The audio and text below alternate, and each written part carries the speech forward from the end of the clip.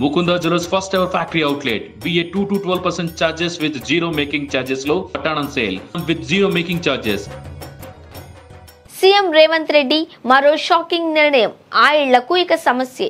ఓవైపు హైడ్రా భవనాల కూల్చివేతపై తెలంగాణలో హాట్ డిబేట్ నడుస్తూ ఉండగా సీఎం రేవంత్ రెడ్డి మాత్రం తమ ప్రభుత్వం తీసుకునే నిర్ణయాల విషయంలో వెనక్కి తగ్గే ప్రసక్తే లేదనే సంకేతాలు ఇస్తున్నారు.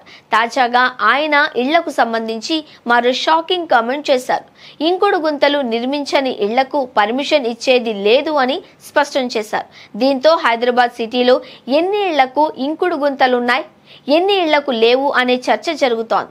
సికింద్రాబాద్లోని హకీ గ్రౌండ్స్ లో ఏర్పాటు చేసిన కార్యక్రమంలో కుటుంబ గుర్తింపు, కుటుంబ డిజిటల్ కార్డును రేవంత్ రెడ్డి ఆవిష్కరించారు.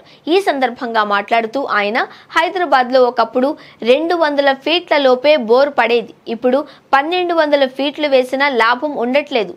ఇంకుడు గుంతలు కట్టని ఇళ్లకు అనుమతులు ఇవ్వవద్దు అని అధికారులకు ఆదేశాలిచ్చాను అని తెలిపారు. అంతేకాదు అలాంటి ఇళ్లకు నీళ్ల ట్యాంకర్ల ద్వారా నీళ్లిస్తే రెండింతలు అదనంగా వసూలు చేయాలి అని చెప్పానని సీఎం అన్నారు. నగరాన్ని బాగు చేసేందుకే ఈ నిర్ణయాలు తీసుకున్నాను అని తెలిపారు.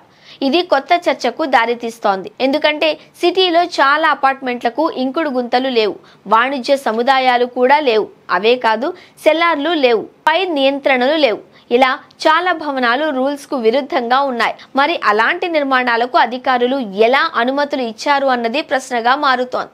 ఇంకుడు గుంతలు లేని ఇళ్లకు అధికారులు అనుమతి ఇవ్వడం వల్లే ప్రజలు అలా ఇళ్లు నిర్మించుకున్నారు. మరి ఇప్పుడు సీఎం ఇలాంటి కండిషన్లు పెడితే ప్రజలు ఏమవ్వాలి? ట్యాంకర్లకు డబుల్ మనీ వసూలు చేయాలి అని చెబితే దానివల్ల ఇబ్బంది పడేది పేదలే. ఎందుకంటే సిటీలో ట్యాంకర్ల నుంచి నీళ్లు పట్టుకుంటున్న వారిలో పేదలే ఎక్కువ. అందువల్ల సీఎం ఇలా మాట్లాడొచ్చా, తమకు అన్యాయం చేయొచ్చా అనే ప్రశ్న కాలనీల్లో ప్రజల నుండి వస్తోంది. సీఎం స్థాయిలో వారు ఏది పడితే అది మాట్లాడితే సమస్యే. ఇటీవల ఏపీ సీఎం చంద్రబాబుపై సుప్రీంకోర్టు సీరియస్ అయింది. ఇప్పుడు తెలంగాణ సీఎం కూడా ఇంకుడు గుంతల అంశాన్ని తెరపైకి తెచ్చి దానివల్ల పేదలకు ఇబ్బంది కలిగేలా ట్విస్ట్లు ఇస్తున్నారనే వాదన వినిపిస్తోంది.